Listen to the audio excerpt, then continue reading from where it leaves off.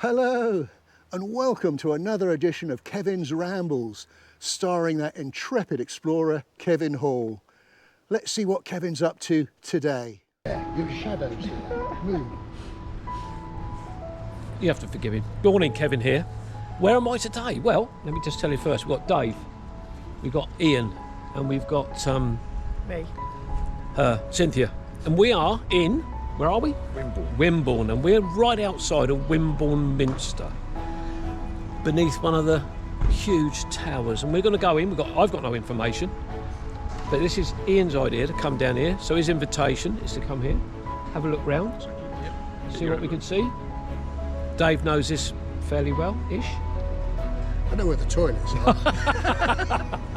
And the bar. Oh, that's even better. So let's make a start. Let's go into the Minster and have a look round. Just over here on this grassed area, we've got the memorial here. And as you can see, it's a stone-built minster with a lot of ironstone in the construction by the looks of it. All ironstone. Underneath this huge window. Anyway, let's get inside and have a look around. Do we have to pay to get in here?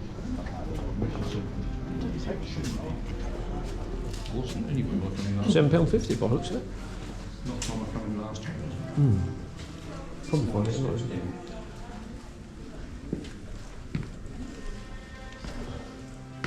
What you suggested donation. Yeah.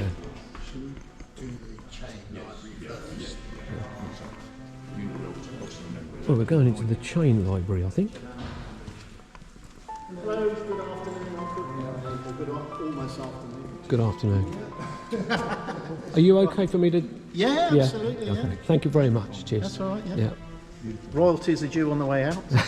Yeah. Hello, welcome. Have a look around. There is a drive if you want to. It might help you to know more from your visit. It's quite a rapid guidebook. It'll help you explain what you're looking at. Okay. Right, thank you very much. Thank you very much. You can just pop it back down there. Yeah, of course. Thank you. And now you've got all the information. You're going to be able to read it all. Can you even say that? Cuthburga. That's the first.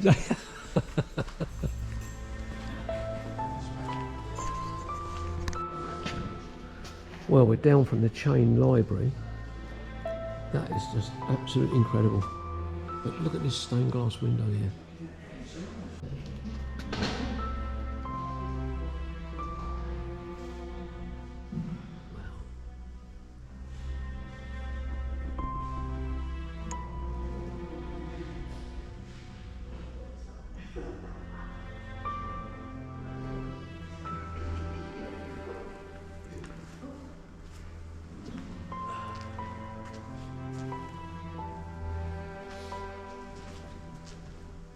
Just look at this stone pulpit. Isn't that astonishing? Well, just in front of Dave and I now, we've got this monument to the memory of Sir Edmund Wendell Knight, second son of Francis Wendell of Horton. Dave was just saying that he had a problem with his feet, and when they were reattached, if you look at that, he's actually got two left feet. You can see the joints. What a monument. Look at that. Look at these stained glass windows. Let's have a look, see what this says here. Meditation and spiritual reflection in the crypt on a Wednesday. So this is the crypt, so I suppose we can go down there. Actually, before we go down, just let me show you these old wooden trunks here. And look at those keys. And just over this side of these steps going up into the chancel, look at that. Let's just have a look down into the crypt.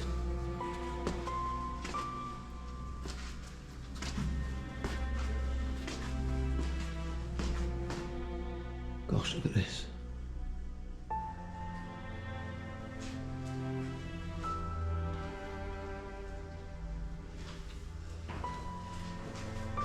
And I think these are bishop seats that are there, either side of this, what I would suggest is a little altar in the crypt. And if I just come round this way, there's a wooden cross, handmade wooden cross. And just here we've got, I think is a basina set into the wall here. And look at the windows in the crypt. Beautiful. So I'm just going up these steps now, and I don't know what I'm coming up into. This is not the chancel area. I think am I in the south aisle? I think I must be. Or unless this is a ladies' chapel. This piece is number 10. Oh yeah. Trinity Chapel. Sorry, say again? Trinity Chapel. Oh, Trinity Chapel. Our man in the wall. Just on this screen here, it tells us, oh, it's flashing from window to window. South aisle windows. But the colours are absolutely fantastic in the stained glass windows.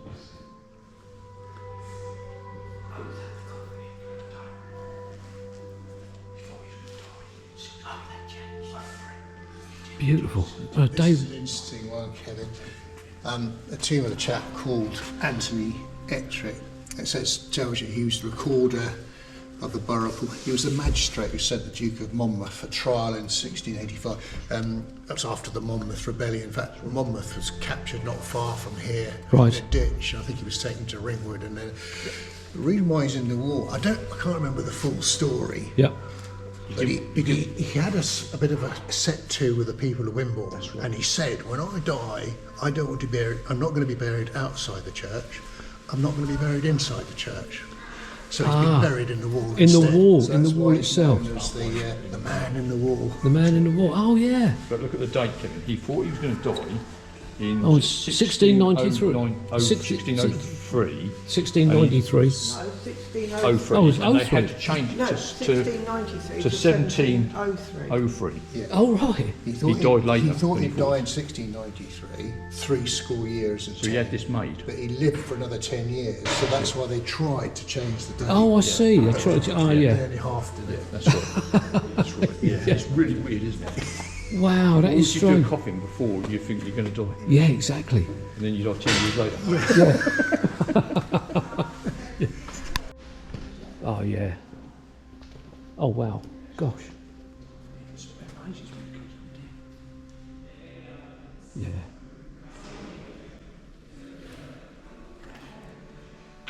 Pretty sure that must have been refurbished. Looks pretty well. The organ. I think there's something down there that says about that date. Oh, just Yeah, I think so. I went into Lindford's church and apparently it's done before. Right. Just going up the steps into the chancel now. Gosh. Bishop seats or clergy seats there. Very impressive altar. And there's something here about the altar here. The reflections could be pretty good. And its table, bread and wine are blessed and shared as the heart of our worship. But just look at that east window. That has got to be one of the most impressive east windows I have ever seen.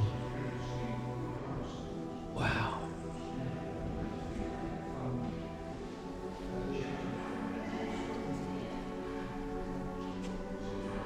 I can't get right into it, but it's a brass of King Æthelred, killed in battle in 871 and buried in the Minster. The brass was made in 1440, the only brass to a king in England.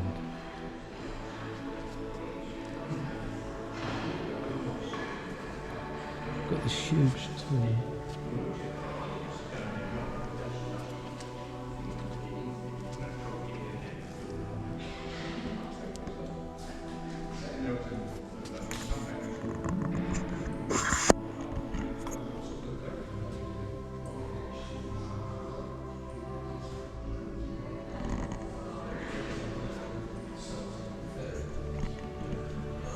What an incredible place. I don't know what this is here. It's a huge tomb if it is. There we are, the Courtney tomb, Gertrude, Marquessess of Exeter, 1558.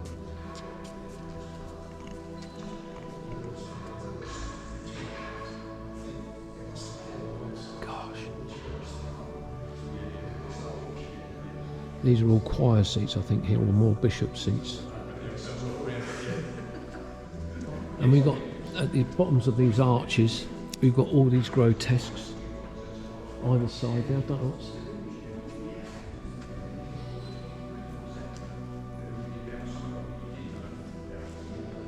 At the back of the bishop's seats, that looks like a fabric, which it is. Isn't that beautiful? Look at that. And interestingly, each seat is set slightly lower as you come down. But then you've got a different type of, another grotesque there, and this one, look, it's got a long beard. Oh, there we are. The Moses corbel, so it's a 12th century corbel. And so these must be the same. These must be called corbels and not grotesques. The tomb I looked at just a moment ago, actually on this end of the tomb, is that John Beaufort, Duke of Somerset, and his wife Margaret, 1444, parents of Lady Margaret Beaufort, mother of Henry VIII. There we go. We'll just set you here into this wall. I've got these rather lovely wall paintings, and it's a big write up there about the conservation of the wall paintings at Wimborne Minster. But look at that. Wow, that's lovely.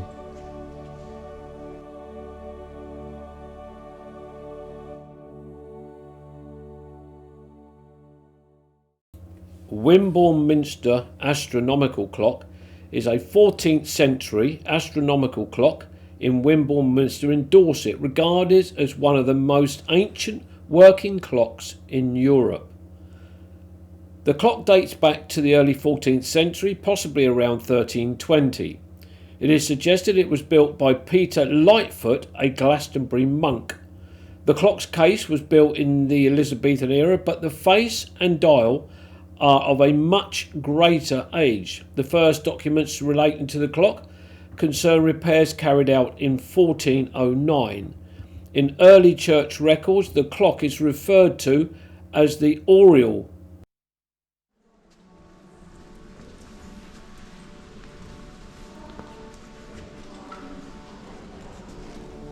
Sorry.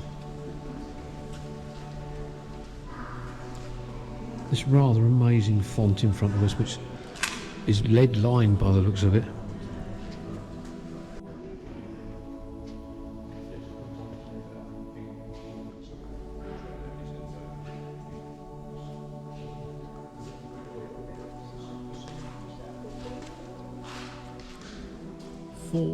Year 4, Lever Service, 11th of July 2025.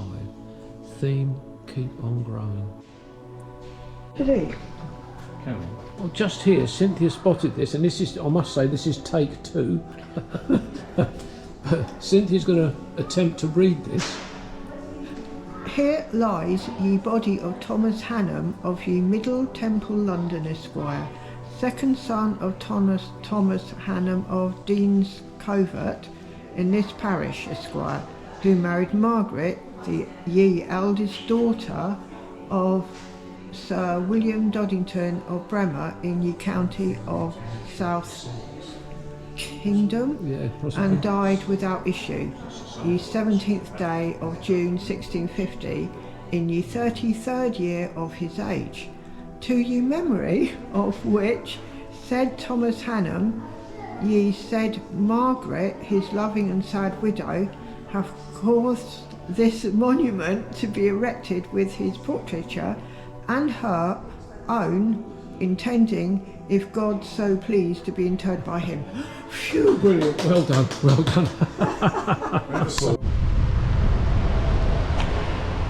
Look at that, that is one of the biggest towers I've ever seen, but that's central to the Minster. So we're now on the south side of the Minster. We've got tabletop tombs,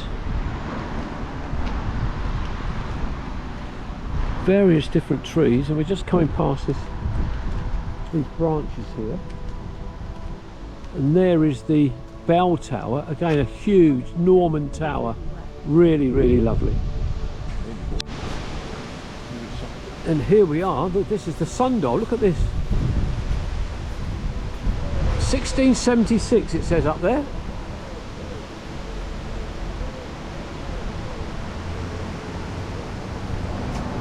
Wow.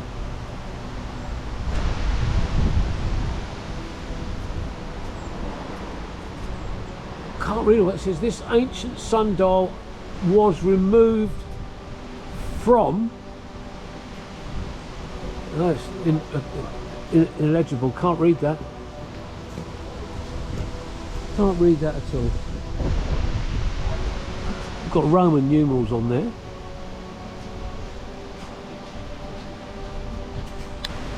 That's the west end of the Minster, and that's the bottom, I'm saying at the bottom of the tower.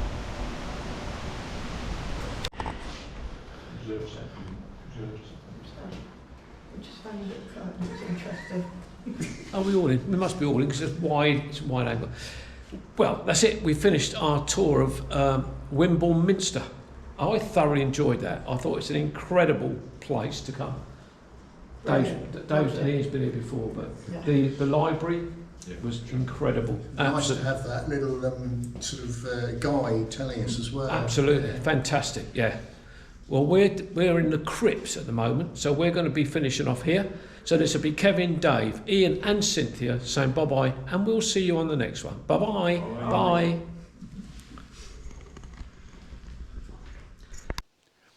Well, we hope you enjoyed that edition of Kevin's Rambles. If you did, please do give a thumbs up and a like, and do leave a comment. And do consider subscribing. That way you can keep up to date with Kevin and his adventures in the future.